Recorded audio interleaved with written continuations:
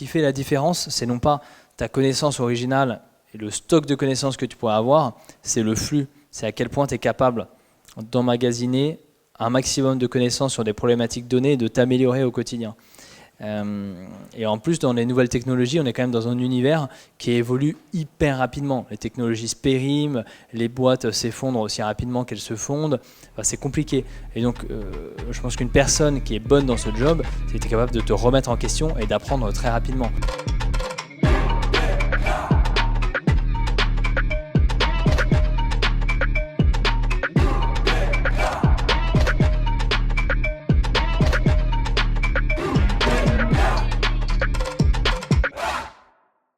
Bonsoir à tous, bonsoir à toutes.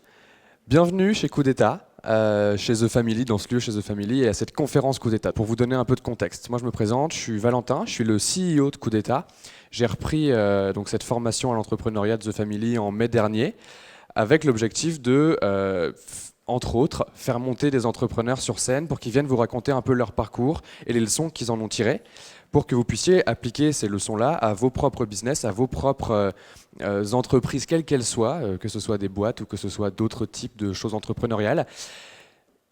Ce soir, on accueille quelqu'un que je trouvais tout particulièrement intéressant.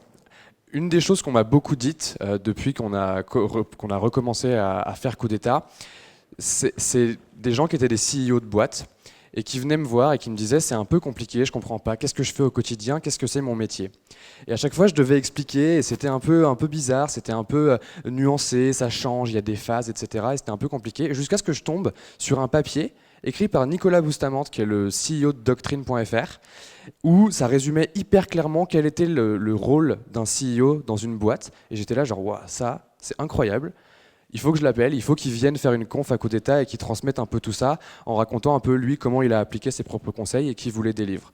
Donc je vous remercie de l'accueillir et bonne conférence. Bonsoir, merci beaucoup pour cette belle introduction.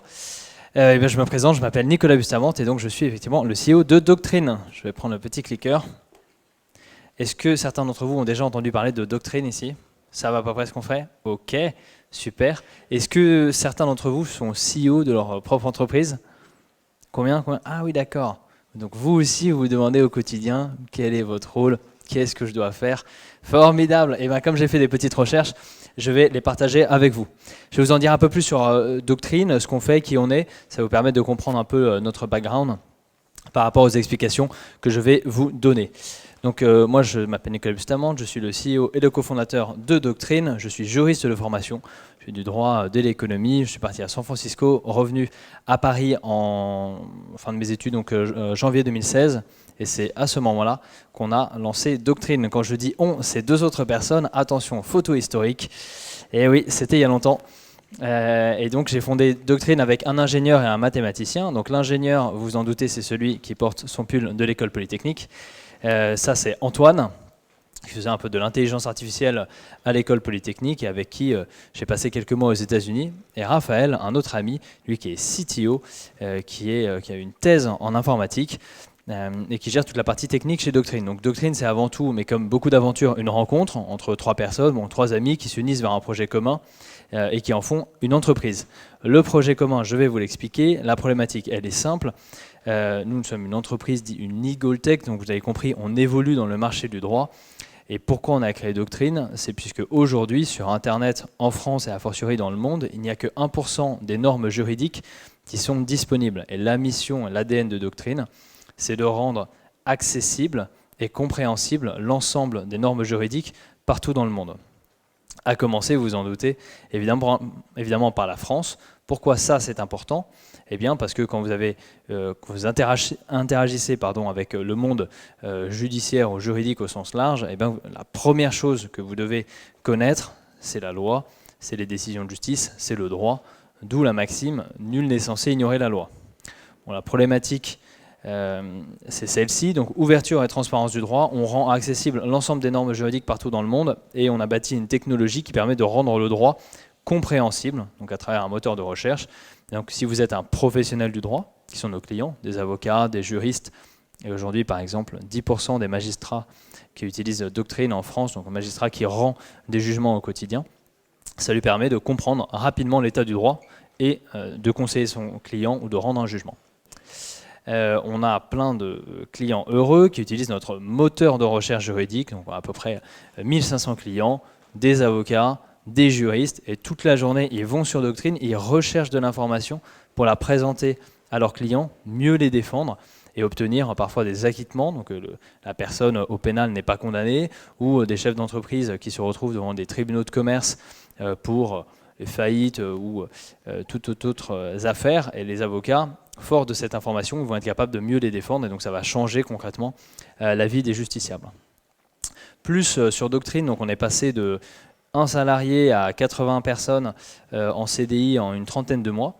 Donc ça, c'est une photo qu'on a prise fin décembre, et on continue de recruter 5 à 6 personnes par mois. Donc vous en doutez, on va doubler la taille de l'équipe cette année, et on devrait fin de l'année être 150 personnes.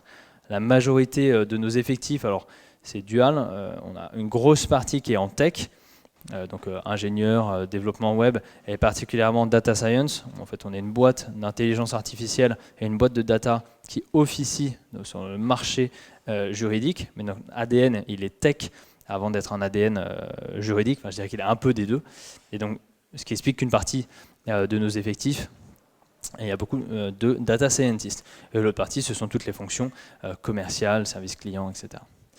Voilà pour vous en dire plus sur Doctrine, et pour sauter sur le sujet qui nous anime ce soir, le rôle du CEO. Alors, pourquoi on en parle? Pour moi, il y a 2 raisons pour lesquelles c'est intéressant d'en parler. C'est que c'est peut-être la question qu'on me pose le plus au quotidien. Il y a 2 personnes, il y a 3 types de personnes qui me posent la question. Il y a les gens de mon entourage. Là, c'est famille, c'est n'importe qui me demande ce que je fais au quotidien, à quoi ça ressemble, qu'est-ce que c'est d'être CEO. Voilà. Il y a deuxième partie, ce sont souvent les gens qu'on va recruter, ou même les employés à l'intérieur de Doctrine, qui ont cette question existentielle qui est « Ok, mais concrètement, qu'est-ce que tu fais au quotidien? C'est quoi être CEO? Qu'est-ce que ça implique ?» Et en fait, la troisième partie, qui est peut-être la plus intéressante, qui se demande qu'est-ce qu'un CEO, c'est souvent les CEO eux-mêmes. D'ailleurs, quand chez Doctrine, j'organise des dîners, on invite 2-3 CEO pour dîner ensemble et partager sur des problématiques communes, revient souvent cette question qui est « Ok, mais c'est quoi notre rôle ?» Et ce qui est drôle, c'est que c'est souvent des gens qui disent « C'est quoi notre rôle d'après vous ?» En fait, tout le monde se regarde, il n'y a que des CEO de boîtes bien connues que je ne citerai pas, mais on essaye de réfléchir sur un peu quel est le rôle du CEO. Bon, un jour, me posant moi-même la question, mes amis se posant aussi la question, je me suis dit que j'allais faire des recherches. J'ai essayé de tout lire sur le sujet et je l'ai compilé dans un fameux document pour m'aider à mieux comprendre qu'est-ce qu'on attend d'un CEO et qu'est-ce qu'un CEO effectif, ce qu'il faut faire, ce qu'il ne faut pas faire. Et c'est ce que je vais vous présenter ce soir. Donc sur la première question, qui est qu'est-ce qu'on fait, ou qu'est-ce que les CEO font au quotidien, je vais vous expliquer, il y a 3 phases dans le job. Peut-être certains d'entre vous sont à la phase 1 ou sont à la phase 2. Je vais vous les présenter. Il y a une première phase qui est ce qu'on appelle Doer in Chief. Donc là, vous avez moins de 25 employés. C'est particulièrement latent jusqu'à 10-15 personnes. Et vous êtes le Doer in Chief, c'est-à-dire que concrètement, là, votre seul rôle, c'est d'exécuter toutes les positions au sein d'une société, c'est-à-dire bâtir le produit, faire le marketing, faire les ventes, répondre aux services clients, faire la comptabilité, faire la finance le soir. Vous devez tout faire. Déléguer n'est pas un mot dans le vocabulaire. Et la réussite de la boîte à ce moment-là, entre 0 et 25 personnes, elle est due en fait à l'input que vous mettez vous et des autres personnes qui travaillent avec vous, mais ce qui est très important en tant que CEO, parce que vous donnez un peu le rythme, comment on travaille dans votre boîte. Et donc concrètement, chez Doctrine, moi, les premiers mois, premières années de Doctrine, Doctrine c'est une boîte qui a 3 ans, donc on va dire les premiers mois, de passer de la phase 1 à la phase 2, et bien pareil, je m'attelais à vendre le produit, j'étais le seul sales, je m'attelais à répondre à toutes les demandes qu'il y avait sur notre chat, donc j'étais la personne en customer success, j'onboardais les clients, enfin bref, je faisais la compta, je faisais tout, et ça c'est très important dans cette première phase, c'est ça qu'il faut faire, ne déléguez pas, il faut juste être le plus fort possible sur la partie Doer in Chief. Bon, ça c'est peut-être une phase que vous connaissez. Après, il y a la fameuse seconde phase qui est un peu difficile, c'est quand vous n'êtes plus le Doer in Chief, mais vous êtes le Company Builder. Je vous donne un exemple. À partir de Doer in Chief, vous êtes tous dans un avion, vous êtes tous dans la salle des machines, vous avez dizaines de personnes qui travaillent avec vous, tout le monde essaye de faire en sorte que la machine fonctionne, tourne une vis par-ci par-là, etc. Et un jour, ça fonctionne, ça décolle, et quand ça décolle, arrive une situation que vous allez probablement tous connaître, tout le monde se regarde, et tout le monde se dit, c'est qui le pilote dans l'avion? Et là, c'est la phase un peu gênante où tout le monde vous regarde, vous. Là, vous avez sacrément intérêt à prendre conscience de votre rôle et à courir aux commandes de l'avion. Sinon, vous imaginez bien que l'avion qui décolle, il s'écrase aussitôt. Bon, la problématique dont on va parler, c'est comment tu transitionnes de la phase 1 à la phase 2. C'est assez difficile. Il y a une phase 3 dont je ne vais pas m'étaler sur cette phase 3 parce que je ne la connais pas. La phase 3, c'est quand tu arrives à peu près à plus de 500 employés, que le business est complètement mature et que le CEO se recule pour lancer des initiatives un peu plus innovantes, c'est-à-dire que grosso modo il prend les ressources du premier business et il va essayer d'innover ailleurs, ce que vous voyez sur Facebook, ce que Facebook a fait avec Messenger ou le rachat de WhatsApp ou Instagram. Vous avez Mark Zuckerberg qui est un peu en retrait de son organisation et qui construit des produits annexes pour inventer le futur de Facebook dans 20 ou 30 ans. En l'occurrence, vu que chez Doctrine, on est en plein dans la phase 2, on a 80 personnes et l'entreprise a à peine 3 ans, je ne vais pas m'étaler sur la phase 3, je ne la connais pas. Ok. Peut-être qui vous intéresse, comment tu transitionnes de la phase 1 à la phase 2. La phase 1, c'est tes doers in chief, tu fais tout. La phase 2, c'est tu ne fais rien. Donc là, il y a beaucoup de gens qui ont du mal à lâcher. Et en fait, tout le monde a du mal à lâcher. La question, c'est comment lâcher. Donc dans cette transition, très simple, ce qu'il faut faire, alors c'est difficile, mais c'est vous regardez votre emploi du temps chaque jour, qu'est-ce que vous faites, et vous essayez en fait d'arrêter concrètement ce que vous faites tous les jours. C'est-à-dire que vous notez le lundi matin, je fais ça, je fais ça, je fais ça, je fais ça. L'idée, c'est que le lundi suivant, vous ne faites plus jamais ces tâches et vous les avez déléguées à quelqu'un qui est plus compétent que vous. Mais pour ça, il faut encore avoir conscience des tâches que vous faites au quotidien, de bien les lister pour pouvoir les déléguer. Donc en gros, en anglais c'est fire from the position. C'est assez frustrant. À la différence des autres jobs et des autres C-level, type le CTO ou le CPO, là ce que vous faites, c'est que vous, par exemple, vous commencez à faire le marketing, et au moment où ça marche à peu près et que vous sentez que vous êtes prêt à le déléguer, vous trouvez quelqu'un, vous lui déléguez tout, et vous arrêtez de faire ça. Et vous passez à une autre fonction, la fonction finance, la fonction people, et vous faites toutes les fonctions une à une. Et donc ça, c'est assez frustrant parce que vous commencez, et après vous arrêtez. Vous devez le manager de cette personne et vous lui confiez les clés. Et la plus grande des problématiques dans ça, c'est de déléguer.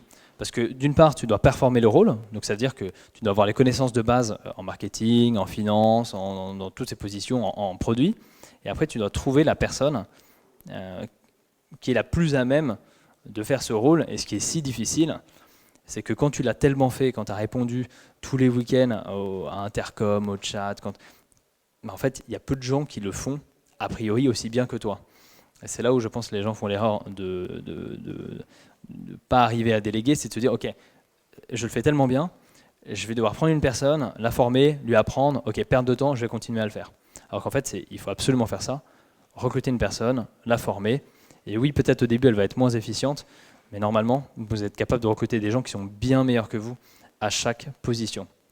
Et quand j'entends parfois, on me dit, oui, mais je n'arrive pas à recruter quelqu'un qui est meilleur que moi, c'est qu'il y a un souci. En vrai, dans la position que vous avez de CEO, tout le monde est meilleur que vous dans des positions définies. La personne qui dirige les sales, c'est un meilleur commercial que vous, c'est un meilleur manager que vous. La personne qui dirige le marketing, le produit, etc., il est meilleur que vous.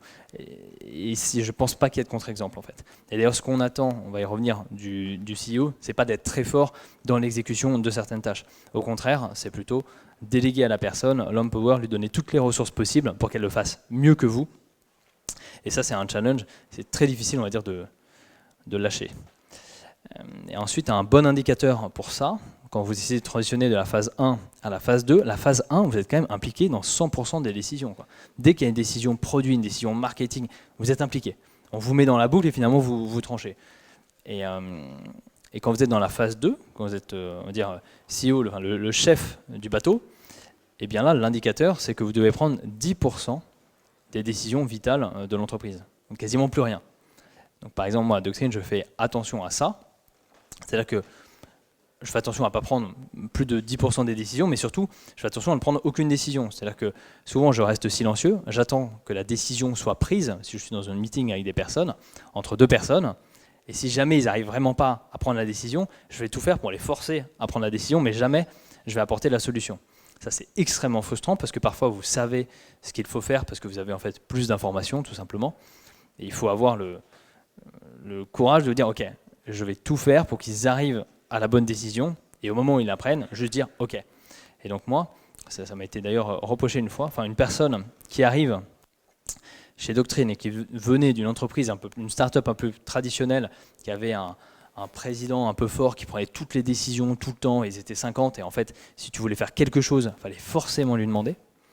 Elle s'étonnait pourquoi moi, quand on discutait entre nous, je ne disais rien. En fait, c'est ça où je pense qu'il est très difficile, c'est de rien dire, attendre que la bonne décision soit prise et acter la chose. Évidemment, c'est beaucoup plus simple de courir partout et de dire oui, il faut faire ça, il faut faire ça, il faut faire ça, mais cette attitude, elle n'est pas scalable. C'est-à-dire que quand vous êtes Doctrine et que vous passez de 0 à 80 personnes, il n'y a aucune chance pour que vous ayez la capacité à prendre des décisions. Pour une des valeurs de Doctrine, c'est « knowledge is power », et concrètement, pour prendre des bonnes décisions, il faut avoir la bonne information. Et quand vous êtes CEO, vous êtes toujours le dernier à savoir.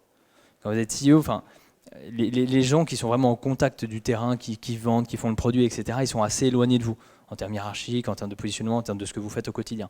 Donc si vous voulez prendre des décisions pour ces gens-là, vous allez forcément prendre des mauvaises décisions. Donc à notre sens, la seule façon d'être bon dans le rôle du CEO et de bâtir une vraie organisation, c'est de laisser les builders prendre des décisions. Et ça, vous devez être clair.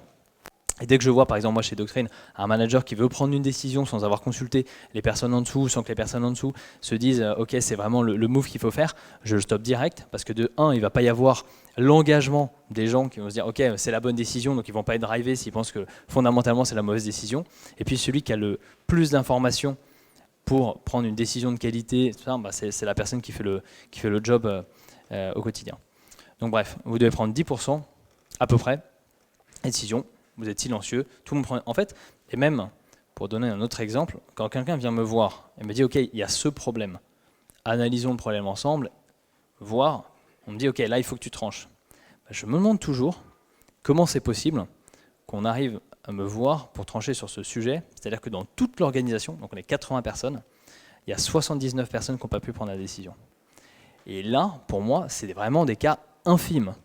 C'est-à-dire que si dans une boîte qui fonctionne bien, une des autres valeurs de Doctrine, c'est liberté et responsabilité, donc on encourage la prise de décision individuelle, s'il y a 79 personnes qui n'ont pas trouvé la réponse au problème et qui demandent de trancher entre option A et option B, c'est que là, c'est vraiment, on est dans le 0,99% des décisions les plus difficiles. Et souvent, ce n'est pas le cas.